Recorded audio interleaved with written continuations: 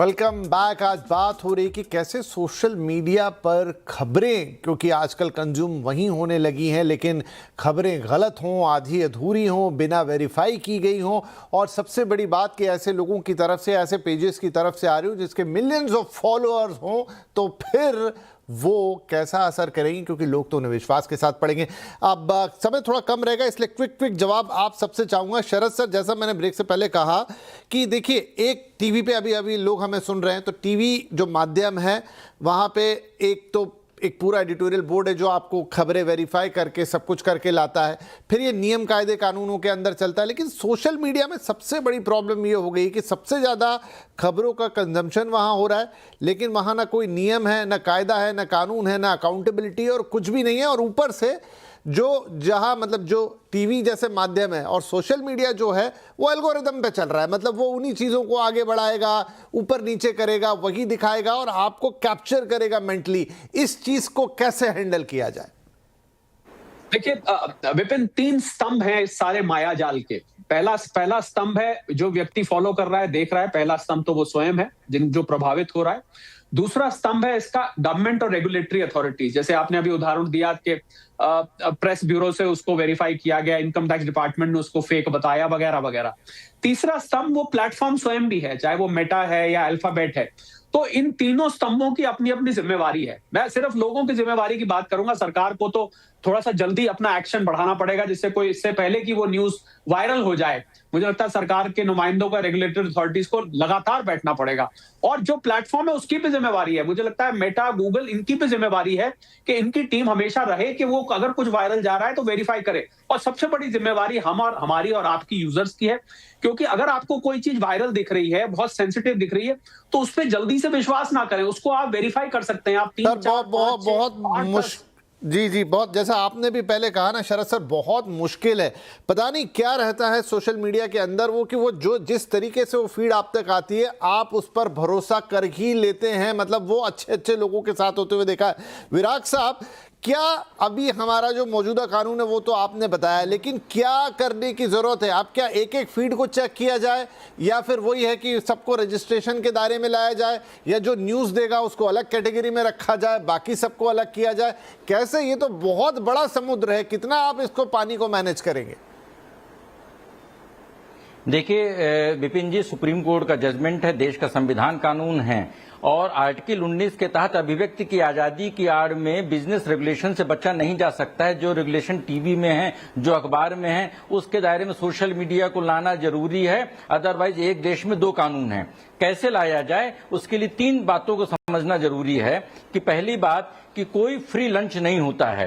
तो जो ये अवैध अर्थव्यवस्था है, जैसे शराब की है, माइनिंग की है, इसी तरह से डिजिटल के आपराधिक तंत्र की अवैध अर्थव्यवस्था है, जहां पर लोग एक प्रोडक्ट हो गए। ये पहली बात है। दूसरा, एआई की पूरी अर्थव्यवस्था डेटा के अवैध कारोबार पर आधारित है। तीसरा, संविधान की 7वीं अनुसूची के अनुसार डिजिटल का विषय केंद्र सरकार के पास है, लेकिन अपराध रोकने का विषय, पुलिस का विषय राज्यों के पास है। अभी कर्नाटक एआई पर एक कानून ला रहा है, 16 साल से कम उम्र के बच्चों के लिए कर्नाटक कानून ला रहा है, लेकिन केंद्रीय स्तर पर जब तक केंद्र सरकार काम नहीं करेगी, तब तक हम डिजिटल की अर्थव्यवस्था को प्रॉपर नियमन नहीं कर पाएंगे। बाकी एडहॉक तरीके से काम करने से सिर्फ ऐसा लगेगा कि प्रयास हो रहे हैं, लेकिन कोई निर्णायक प्रहार जो होना चाहिए, जो मर्ज का उपचार कर सके, उसके लिए पहले मर्ज को समझना जरूरी है, तभी उपचार हो पाएगा। तो शरद सर, क्या जिस तरीके से सेबी ने, वरना बीच में तो ऐसा हो गया था कि कोई भी आ रहा है और वो बता रहा है ये खरीद लो, वो बेच लो, काफ़ी हद तक सेबी ने उस पर कड़ाई की और वहाँ पर चीज़ें ठीक हुई हैं। उसी तरह क्या जो हेल्थ इन्फ्लुएंसर है, आप ये पी लीजिए, इसका सूप बना लीजिए, इसका वैसा कर लीजिए, स्वास्थ्य से जुड़ी हुई चीज़ें, और अब तो उन्होंने एक नया रास्ता पकड़ लिया है कि सारी ये जो आयुर्वेदिक वाली चीज़ें हैं ये बता दो, इससे किसी का नुकसान तो होगा नहीं, लेकिन चल जाएगा। कोई कह रहा है सत्तू पियो, कोई कह रहा है, और ये मिलियंस में जाती हैं ये सारी चीज़ें। दिक्कत नहीं है कि कोई करे, लेकिन आप ऐसे करके किसी को स्वास्थ्य के उपाय मत बताइए। आपको लगता है कि इससे कुछ नहीं होगा, किसी ने धनिया घोल के पी भी लिया तो क्या होगा, उसको कुछ हो तो नहीं जाएगा, लेकिन ये चीजें तो गलत ही स्प्रेड हो रही है ना। क्या पता कोई असल तरह की प्रॉब्लम में हो और वो उसी पे भरोसा करके ले जाए।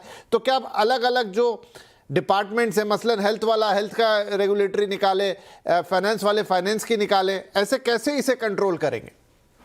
देखिए, आप गूगल पे, यूट्यूब पे अगर कोई चैनल बनाते हैं अपना, तो आपको उसमें भी कैटेगरी बतानी पड़ती है कि आप फाइनेंस से हैं, आप हेल्थ का है, आप न्यूज का है, आप क्या करना चाह रहे हैं।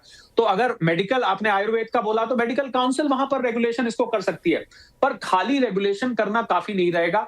मुझे लगता है ऐसे केसेस में जहां पर फेक न्यूज और फेक इंफॉर्मेशन दी जा रही है या किसी को नुकसान पहुंचाने वाली, उसके खिलाफ भले ही बाद में कार्रवाई हो, भले आप नहीं पकड़ पाए एल्गोरिथम को और वो फैल गई, पर बाद में उस व्यक्ति की अगर कार्रवाई होगी तो बहुत बड़ा डेटरेंट वो विपिन सिद्ध होगा, क्योंकि कार्रवाई नहीं हो रही है, क्योंकि उसको पनिश नहीं किया जाता है, इस वजह से वो पर शरद सर, ये दरअसल ये चीज फेक में भी नहीं आएगी। आप समझ रहे हैं बात कि ये अब आपने किसी से कह दिया कि आप 4 बादाम 4 किशमिश और ये घोल के पी लीजिए। अब मैं उस पर आता हूं विपिन। देखिए, 4 बादाम घोल के, मैं ये नहीं कहता कि सारी खबर गलत है, कुछ लोगों को फायदा भी हो जाता है। ऐसा नहीं है कि हम आयुर्वेद या इस घरेलू नुस्खों को बिल्कुल दरकिनार कर दें, ऐसा भी नहीं है, परंतु एक साथ में डिस्क्लेमर देना, और जो यूज कर रहा है, जो उस वीडियो को देख रहा है, उसको यह समझना जरूरी है कि डिस्क्लेमर यहां पर है कि भाई आप इसको घोल के पीजिए अगर आपका ठीक हो रहा है, वरना आप किसी डॉक्टर के पास जाइए, किसी मेडिकल सलाह को लीजिए।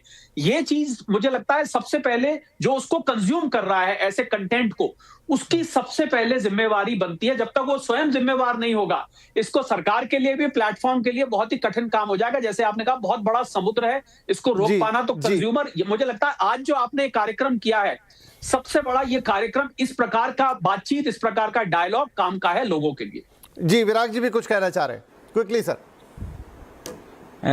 विपिन जी, सिर्फ एक बात है कि अगर टेलीविजन चैनल को रजिस्ट्रेशन कराने की जरूरत है तो यूट्यूब, जो भारत का दुनिया का सबसे बड़ा प्लेटफॉर्म है, हमें शुरुआत करनी पड़ेगी भारत में यूट्यूब का रजिस्ट्रेशन हो, क्योंकि यूट्यूब या जो भी मेटा की जो कंपनियां हैं, ये भारत में नहीं बल्कि अमेरिकन कंपनियों के माध्यम से करती हैं। और दूसरे स्तर पर एक रेहड़ी वाले को एनसीडी में रजिस्ट्रेशन की जरूरत पड़ती है, लेकिन जो सोशल मीडिया के माध्यम से लाखों करोड़ों का कारोबार कर रहा है, तो उनको कारोबारी रजिस्ट्रेशन की आवश्यकता करने की जरूरत है।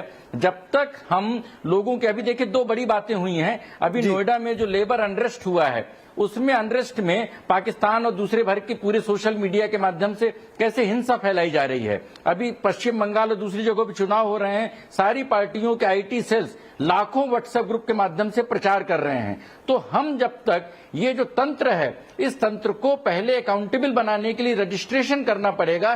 जैसा मैंने लोन ऐप्स के बारे में भी बोला था कि हर लोन ऐप्स का एक रजिस्ट्रेशन होना चाहिए, रजिस्ट्रेशन के बाद ही जवाबदेही। आप सही कह रहे हैं कि अब वो वक्त आ गया है जब सोशल मीडिया में भी ये चीज करनी होगी, और खास तौर पर जहां किसी को इंफॉर्मेशन दी जा रही है, यानी न्यूज के नाम पे कोई चीज बेची जा रही है, जहां किसी को स्वास्थ्य के नाम पे, क्योंकि मैं मानता हूं स्वास्थ्य एक बहुत बड़ा मुद्दा है इस देश के अंदर, वो चीज बेची जा रही है, कुछ खरीदने का कहा जा रहा है, कुछ निवेश करने का कहा जा रहा है। मतलब 8-10 तो ऐसी कैटेगरी आप बना सकते हैं जहां पर अनवेरीफाइड चीजें नहीं जाएंगी, चाहे वो रजिस्ट्रेशन का रास्ता हो या किसी और तरीके का, और प्लेटफॉर्म को भी उसके लिए लायबिलिटी लेनी होगी। वो सिर्फ एल्गोरिथम बेस पे चीजें चलेंगी तो ठीक नहीं है। बहुत बहुत धन्यवाद शरद जी, विराग जी। ये बहुत लंबा और गहरा टॉपिक है, शायद आज एक शो के अंदर इसे नहीं समेट सकते, लेकिन हाँ, शुरुआत की है, फिर और बातचीत करेंगे धीरे धीरे। चाहे अवेयरनेस की बात हो, नियम कायदे कानूनों की बात हो, बात रखेंगे तो बात आगे जाएगी भी।